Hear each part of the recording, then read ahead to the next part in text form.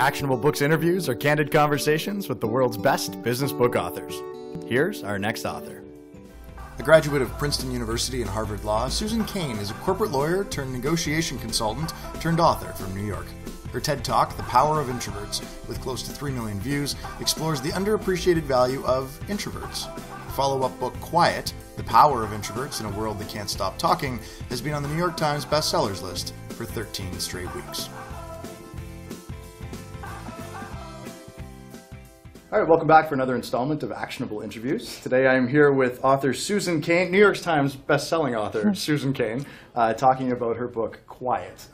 Fascinating read. Love this book, Susan. Thank you so much for agreeing to sit down with us. Oh, thank you. It's such a pleasure to be here. And here's Ottawa. So we're all over the place, but welcome. Have you been to Ottawa before? This is my first time in Ottawa. Excellent. We'll try to get out and enjoy some sights if you can. So. Well, you know, the sad thing is one of the people who I interviewed in the book, who has since become a dear friend of mine, Professor Brian Little, who's just great, he's a great personality psychologist and a world-class speaker and an introvert. Right. And he talks about how every time he gives a speech, he then retires as quickly as he can to the restroom.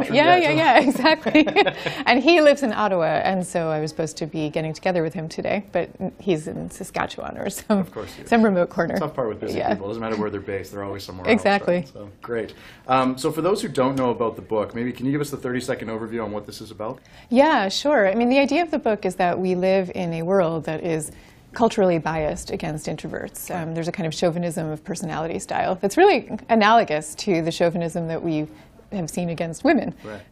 And much like sexism, this bias is to no one's benefit. You know, we would all be better off if we lived in a world where we were making the most of introverts' natural talents, and where we had introverts and extroverts really working together as partners in leadership and in teamwork. Mm-hmm.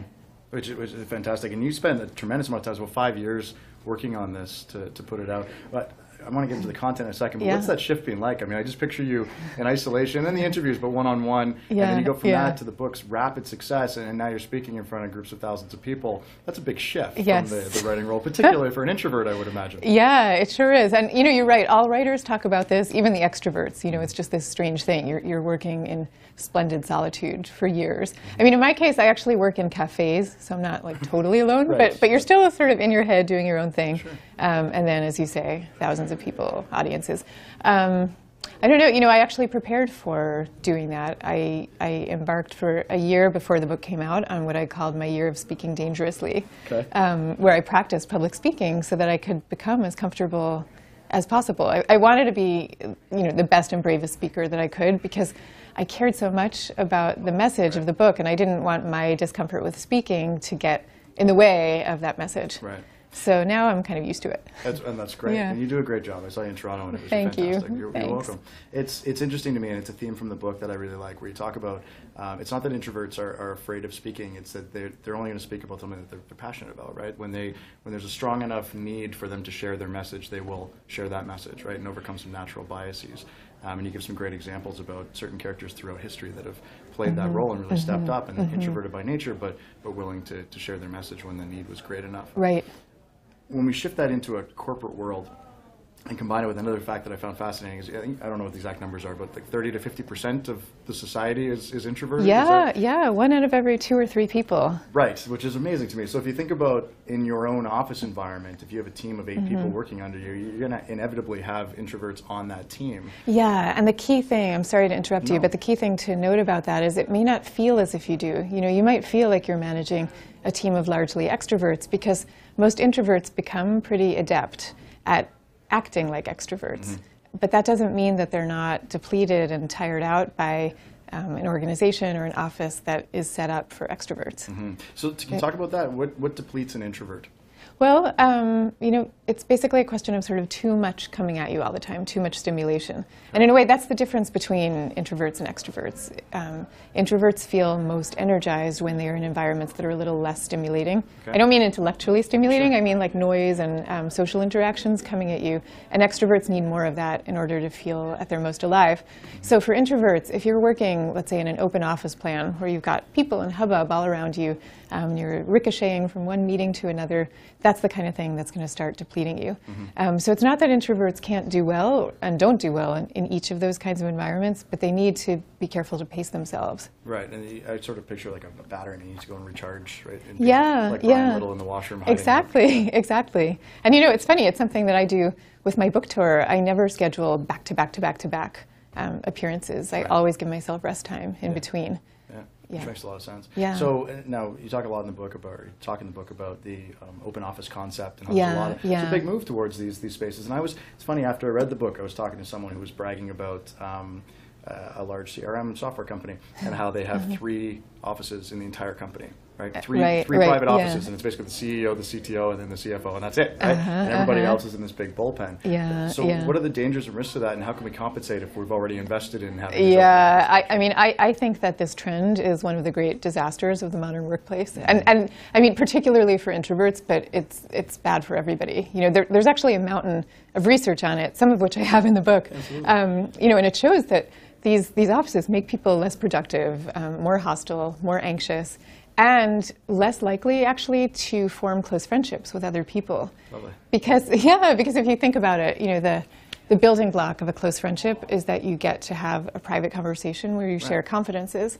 But you can't do that if you're in an office full of people. Of course. I believe these offices are not a good trend. But as you say, we're already pretty far in. Right. So what can you do?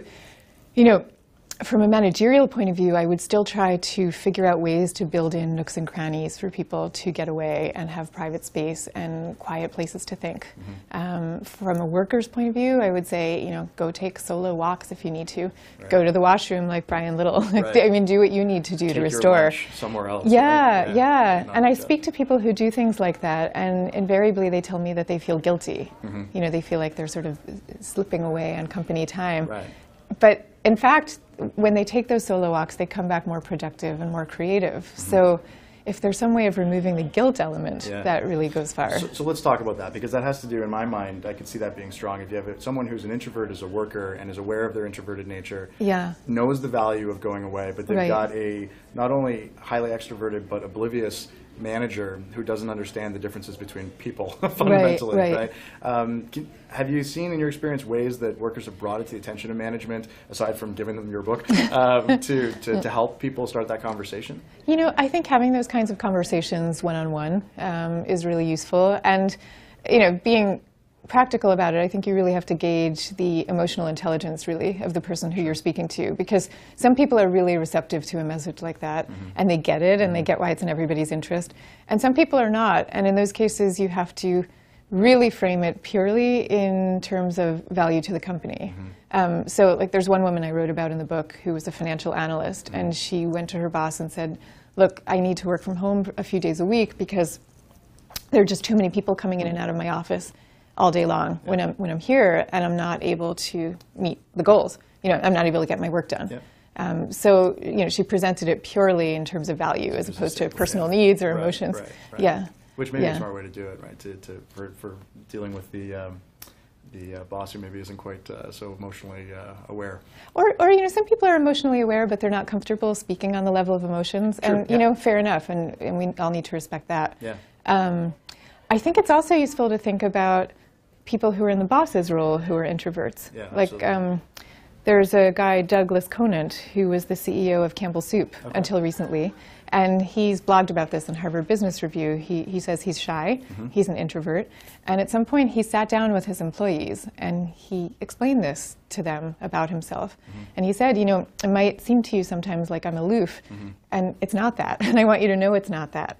Good for him. And he said that had the effect of, first of all, helping people understand him, but also then giving people the permission to open up and share who they were. Yeah, which is terrific. You actually talk about that in the book, which I thought fascinating, and of course it makes sense if you read Good to Great again. You talk about Jim Collins and the study of the level 5 leader, and how many of them are introverted by nature. Right? So let's talk about that. So there is an opportunity. I think a lot of people think, well, if I'm not comfortable speaking on stage or presenting in front of large groups, maybe leadership isn't a role that I'm a fit for. And yet we see example after example after example of highly successful leaders, almost because they're introverted in certain ways. Can you talk a little bit about that? If you are an introverted leader and you're working with a team, who you work best with and why? Well, I mean, who you work best with, that's obviously a complicated question, but I think... Answer it in 30 seconds. Okay. But I think one good thing to know is we know from research that the best performing teams are a mix of introverts and extroverts. And I think that this is true in leadership as well. You know, you often see a CEO and a COO or that kind of thing, one introvert, one extrovert working together. And that's because the two really tend to complement each other. You know, and leadership nowadays is such a complex role that no one person has the temperament to be able to do all of it well. Right. So I think looking for your natural counterpart can be a great thing. That's a good, yeah, it's an interesting thought. So the idea of shared leadership in that regard. Yeah, It's almost parenting, right? Having parents that are different personalities and being able to talk to mom or dad about whatever That's it is you're so talking true. about. That's actually such a great analogy. I've never thought of it that way. Yeah, we won't tell But I our love companies that. but that's, yeah, so you get to be mom and you get to be dad. You did talk in the book about extroverted workers being able to thrive well under an introverted leader. Yeah, and the and vice reverse, versa. right? Right. Can you explain that a little bit for those who haven't read the book? Yeah, so what you're getting at is really fascinating, groundbreaking research that came out of the Wharton School by the professor Adam Grant just a year or so ago. He found that introverted leaders deliver better outcomes than extroverted leaders do when they're managing proactive employees. And the reason is that, you know, it makes sense when you think about it. Introverts are much less likely to impose their own stamp on things. You know, they let people run with their ideas. So if you've got a workforce that's all jazzed up and ready to go and full of ideas, you want the leader who's going to say, yes, you know, God bless you, go and do it.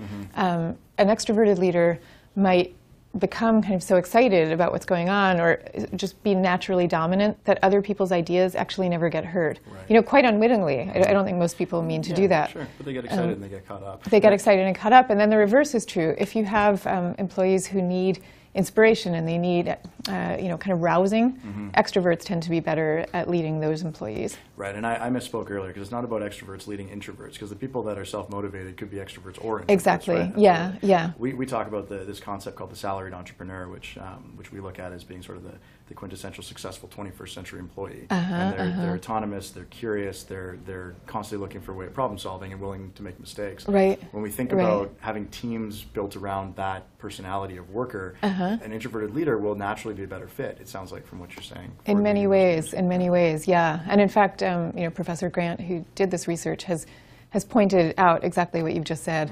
And also the fact that we now live in such a 24/7 economy where we're dependent on workers going off and doing their own thing. Sure. So in that way, too, introverted leaders often, you know, can do very well. Right.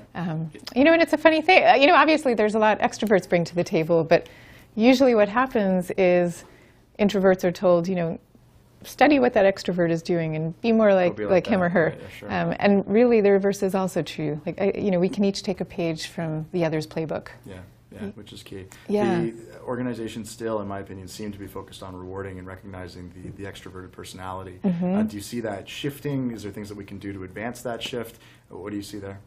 You know, it's a great question. I see it shifting in the sense of I've been actually, you know, delightedly amazed by how receptive, delightedly amazed by how receptive people are to these kinds of ideas.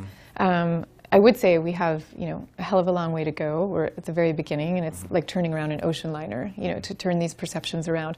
You know, coming back to the women's movement analogy, I think we kind of are with introverts where we were with women, let's say in the 1950s or 60s. We're sort of at the very beginning of a big cultural shift that will happen, but we all need to work hard to make it happen. Absolutely. Well, I think you put a tremendous first step forward with Quiet. Also a brilliant TED Talk if you get a chance. We'll post a link to it too, so check that out. But Susan, really appreciate your time, and thank you so much for putting this together. Thank you. I've so enjoyed talking to you. You too. Thanks a lot. Cheers. Cheers to you.